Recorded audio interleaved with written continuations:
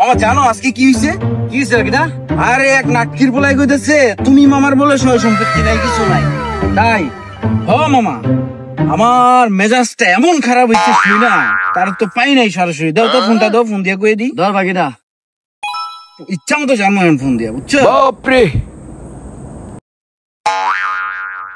ওই হ্যালো, শোন, তুই বলছিস বলে আমার মামার সয় সম্পত্তি নাই। আমার মামার ঢাকা 4টা বাড়ি আছে, বুঝছস? এলাকার মধ্যে প্রজেক্টের অভাব নাই, বুঝছস? তারপরে অনেক টাকা পয়সা আছে আমার মামার, বুঝছস? ঠিক আছে, রাখ পানি, তোর সাথে এত কথা বলে লাভ নেই। ও নাটকির মধ্যে কয় আমার নাকি সয় সম্পত্তি নাই। মামা ঠিক আছে না? কত বড় সাহস, তুমি মামার বলে সয় সম্পত্তি নাই।